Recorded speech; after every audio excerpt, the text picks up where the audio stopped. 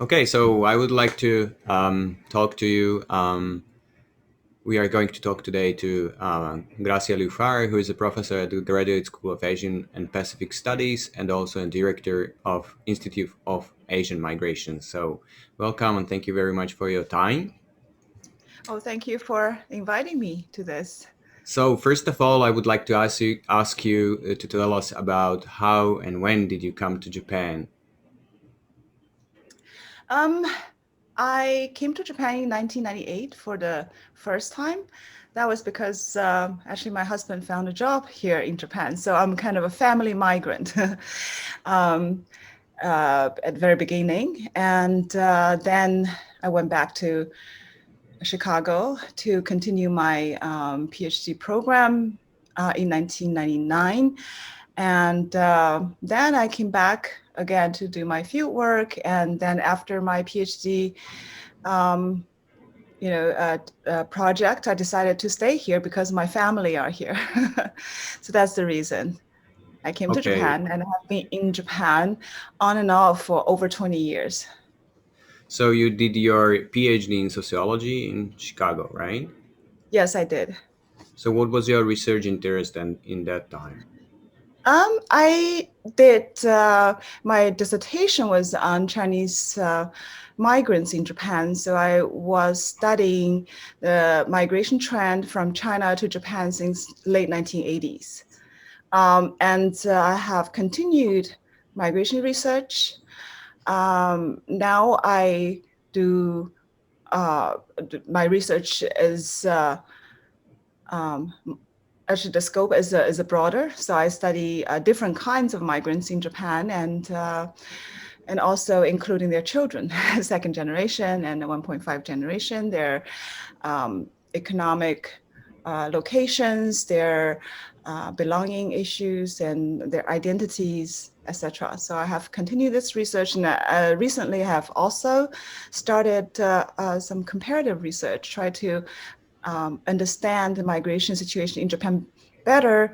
So I'm doing research comparing migrants' mobilities in Japan and in Germany, for example, especially the career mobilities, social economic mobilities. And recently I have also started doing some comparative research between Japan and the UK. Okay. So it's a lot about migration, and migration studies seems to be your life work, as you mentioned in one of your interviews, I guess. But how how did you decide, or was it hard to decide to stay in Japan, to find a job here in the field that you are actually engaged in? Um, I decided to come to Japan first uh, because, when my husband told me we were in Chicago and he received a job offer from this university in Japan, he said, "Oh, should we take this job? Are you ready to move to Japan?" I said, "Why not?"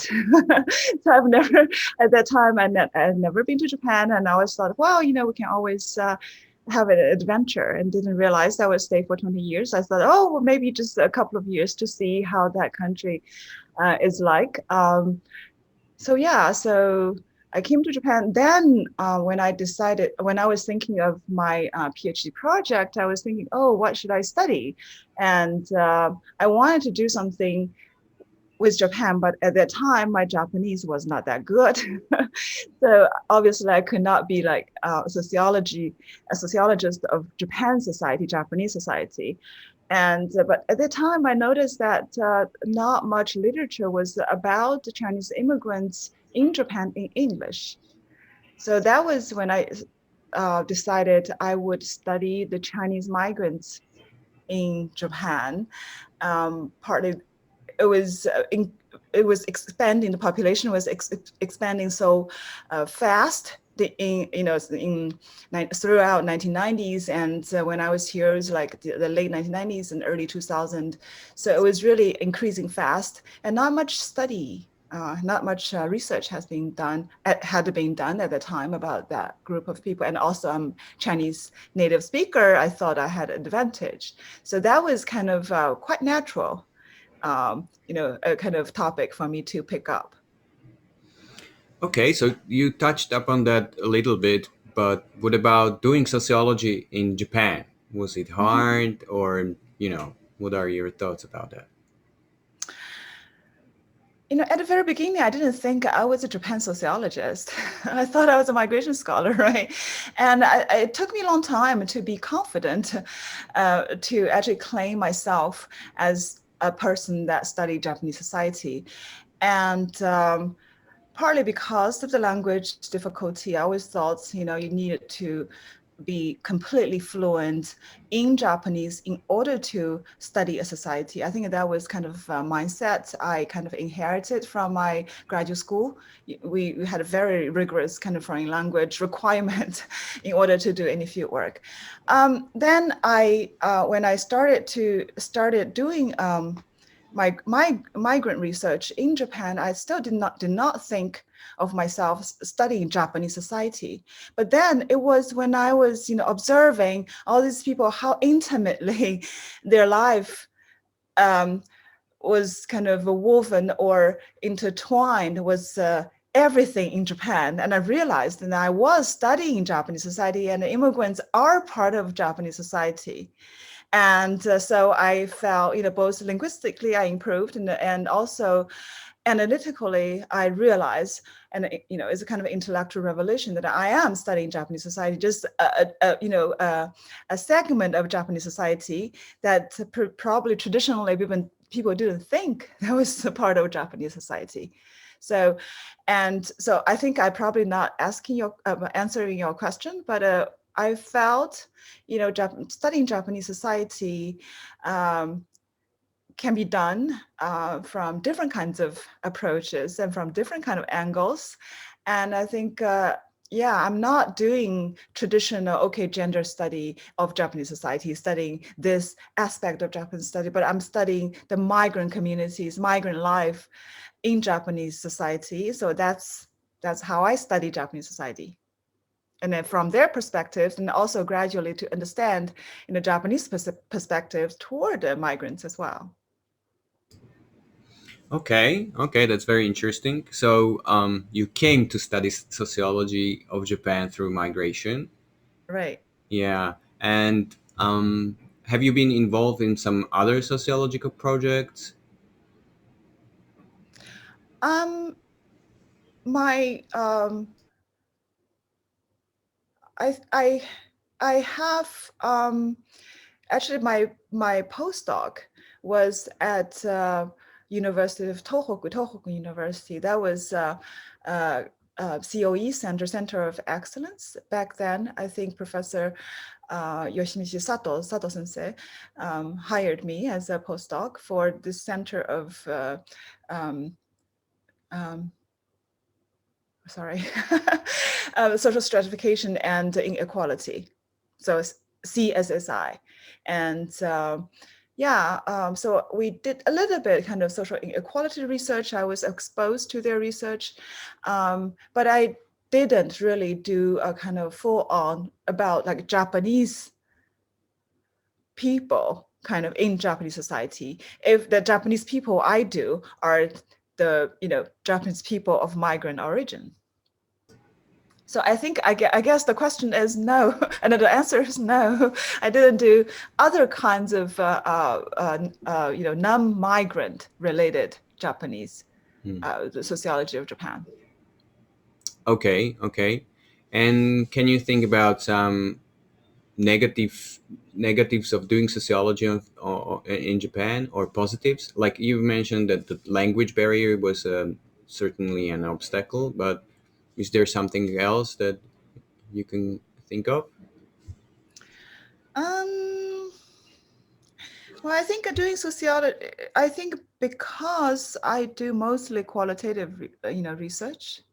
So and I have been on my own more or less, and also I have colleagues. Of course, I think I have colleagues who are in my field that I collaborated with, and so so far I feel it is not that difficult to do qualitative research in Japan. It is kind of sometimes it is slightly difficult to approach. For example, organizations, part of my study is about Japanese corporations. So, and sometimes it's a little bit kind of daunting how you can approach those organizations, or to study them or to interview them. Still, I don't think in my particular area, actually, as also in terms of migration statistics, Japan is really good and better than most other countries that in Asia. So I think that aspect is pretty good. And Japan has very good kind of statistical documentation.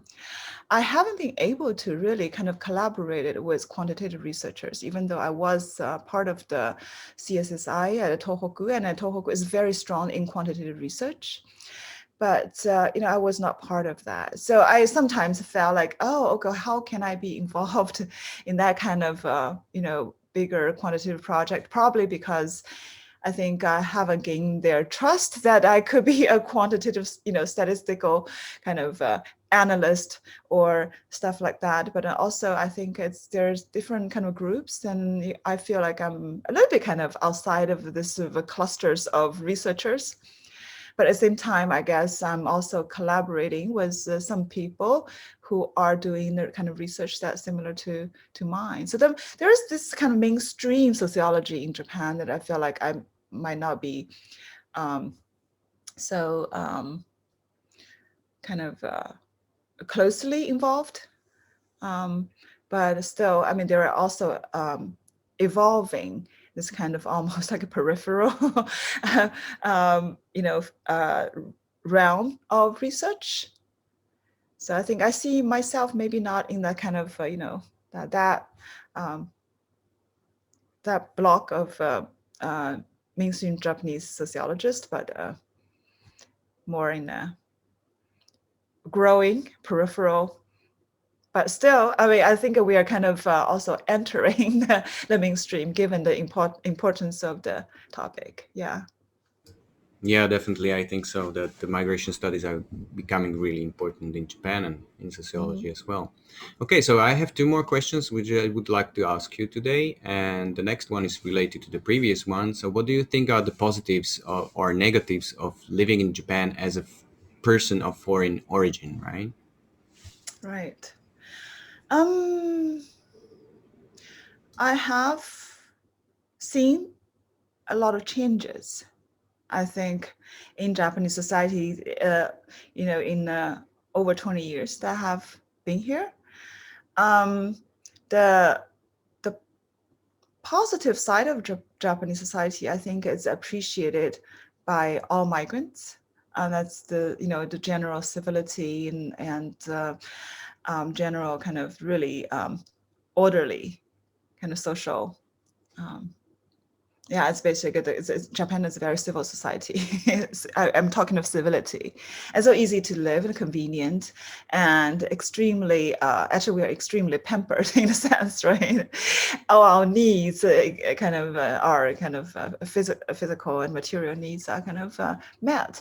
And I think the difficult part is that, of course, I do this migration research and I study migrants. I think it's kind of also common among, is a common feeling among migrants, is that you are, even though not always, but you always, not always, but it's once every while you're constantly reminded that you're somehow, foreigners. And people are not exactly used to, having foreigners as part of the society. So even when they're very polite and they try to teach you how to do things, or and tell you, oh, this is really difficult for you, isn't it? Or stuff like that. So I think that aspect of it is, maybe it's felt by all migrants. So I think that, but I don't think that's kind of so difficult. I guess for me, after living here for so long, yes, maybe I'm so used to both the positive side and negative sides, and I don't feel it anymore. And I think for anybody who lives in this society, you're dealing with the pros and cons of the society all the time, regardless whether you're foreigners or not. and that is it has become part of your existence, how your experience of living this society. And yeah, I think yeah, I mean, maybe I'm sorry, I'm like dodging your question. It's really difficult for me to answer after living here for so long. It has become part of my life, right? Cannot really differentiate what's positive, what's negative anymore. But okay, I really love Japan, so I think I'm a little bit kind of more on the pro side. That's one reason actually I wrote the book, just to show that actually migrants can be an integral part of the society. Yeah. Yeah, I think that, yeah, it's very interesting topic, and you have a book about that. But when it comes to yourself, it's maybe not so easy to answer that in a Yeah. really short way, right? It's really difficult. Yeah. I mean, the reason why, I've lived here so long is because, the society has given me so much, so many opportunities, and also, I developed my career here. So for me, I think it's a very positive thing, right? And also because I feel comfortable living here. If I feel uncomfortable, I would leave. And in fact, recently I just wrote an article, and I'm editing this book called Tangled Mobilities. And I wrote a chapter on, how emotions become a drive for migration. And I say I analyze all my cases, and I realized one thing: it's negative feeling that drive people to leave. If it's like when you are really miserable staying in some place, you really look to leave. If you're comfortably settled, there are some nuisances or something, you don't feel leaving. And also, but a positive feeling sometimes is not enough to keep somebody in a place. When there's a great opportunity comes and bring you out of a place, you probably will. But when feelings are generally positive, and you tend to have more inertia to stay in a place. But the negative emotions drive people away. Yeah, So that's great. it's a new chapter I just wrote, and I after analysis thought, wow, that's interesting. And I think that probably applies to myself as well. Mm. Yeah, I think I can relate to that as well. Yeah, definitely. Okay, so there's this final question. I know that you are involved in many international collaborative projects, right? Particularly in different European countries. But so you are really what we can call a globalized sociologist in Japan, right? So what do you think about the globalization of sociology in the field of sociology in Japan? I think it's certainly globalizing. Um, I remember when I was hired by Professor Sato to work at Tohoku. I think he was really enthusiastic about bringing in different scholars to collaborate and all that sort of endeavors. So I think that was actually a kind of a moment I realized Japanese society is kind of looking outward. And also, most of scholars I've been in touch with, um, they're also in a lot of kind of collaborative research. And I think sociology of Japan has also become a very global study as well. And there are, Japan studies, and the degrees are um, um, in English. In many, like for example, at Waseda, there are this sort of programs. So I think, in general, I think Japanese sociology is globalizing, and Japan also hosted International Sociological Association conference several years ago. So I think, I mean, the whole field is making a great effort to globalize. There are particular practices. I think there's still, I mean, people have, this sort of habit of, for example, kind of how people deal with data, how people deal with kind of publications, for example. There's still kind of more kind of nationalistic and legacy probably, and also this how you, for example, a lot of excellent sociology research is published in Kyo in Japanese, right? And partly because many Japanese sociologists probably feel a little bit kind of uncomfortable writing in English, and they have this habit of publishing in Kyo, and there are excellent research outputs there. And but I think that is also changing, and more scholars in Japan are actually publishing internationally. And also, I mean, Japan and as a you and I are both part of the sociologists in Japan. So I think this sociologists in Japan now include a lot of international scholars, Mm. and we're very much part of this uh, this world, this academic world. And we're also members of the institution, like tenured members of the institutions. So I think we are also shouldering this responsibility to not only bridging Japan and overseas, and also to really kind of making Japanese sociology more diverse and more globalized. Yeah, yeah, definitely from within, right? Yeah, from within as well. Yes. So on the one hand, the Japanese sociologists are reaching out, and at the same time, yeah, we are part of Japanese sociology, right? Yeah. Yeah. Okay, thank you very much. I think this is a very good ending to our interview. So thank you very much for your time today, Well, thank you, Miloš. and good luck with all That's the great. international research projects you are now engaged in. Yeah. Thank you very much, and thank you for having me. Yeah, thank you.